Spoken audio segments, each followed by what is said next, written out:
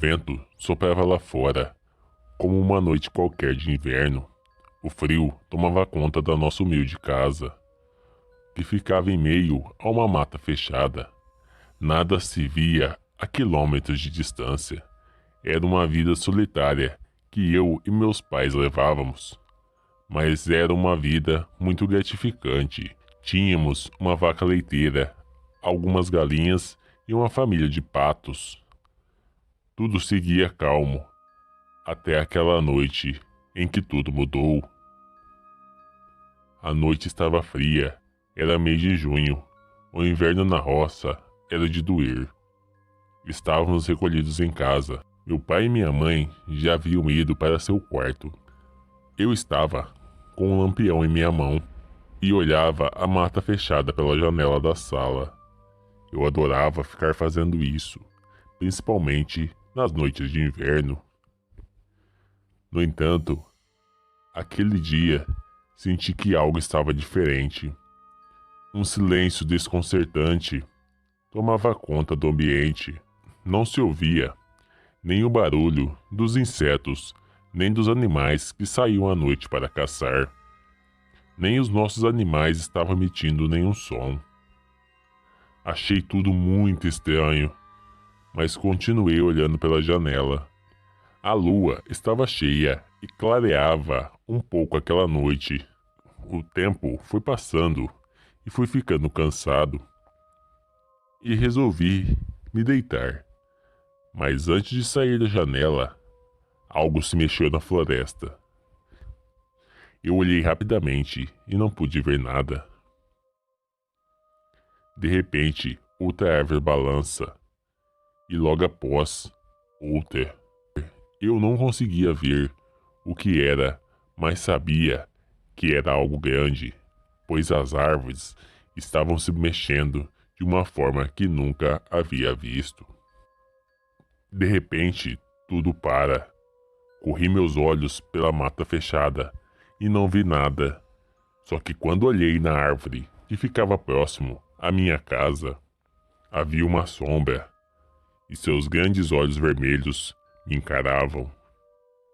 Não dava para saber o que era. Pela sombra tinha cerca de 2 metros. Era grande, estava em pé, como um homem, e tinha olhos vermelhos, como sangue. Eu gelei de medo.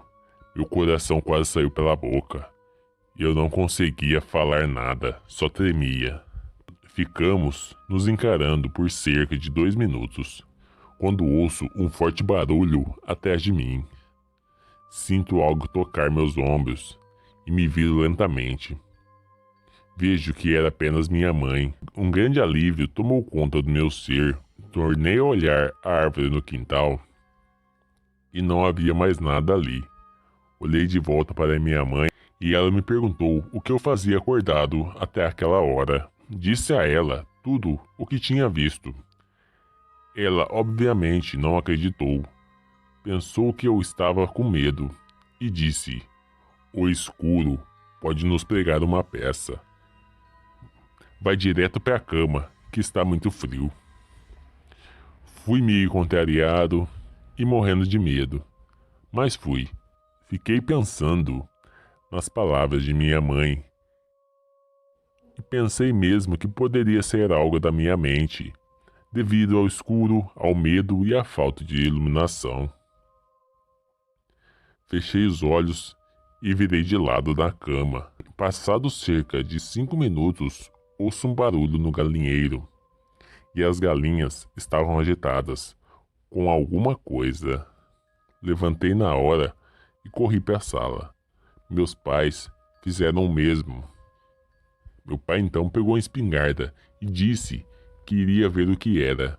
Minha mãe me abraçou e pediu para que eu ficasse calmo. Meu pai então abre a porta e sai.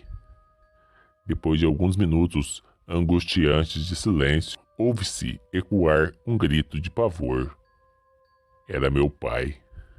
E logo este grito termina em um silêncio profundo. Eu e minha mãe começamos a chorar e chorar. De repente ouvimos passos no telhado. Alguma coisa estava andando ali, bem em cima de nós. Ficamos calados, só ouvindo. Os barulhos foram até o quarto de meus pais. Minha mãe disse: corre, se esconde. Vai para dentro do guarda-roupa e não sai por nada. Eu te amo. Eu com medo. Corri. Ao entrar no guarda-roupa, ouço a janela do quarto da minha mãe se quebrar. Minha mãe tenta correr pro quarto onde eu estava, mas algo a agarra e a dilacera na minha frente. Eu, trancado, só vi a cena por um buraquinho que havia no antigo guarda-roupas. Vi a criatura devorar algumas partes dela.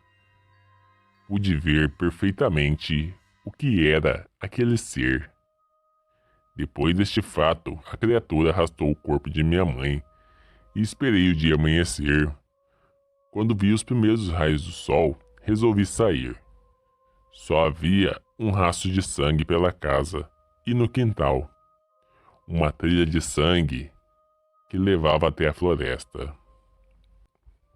Hoje, passado 15 anos, toda noite fria de lua cheia, ainda sento na varanda da mesma casa, esperando a criatura, que para vocês se chama lobisomem, mas para mim é uma fera assassina.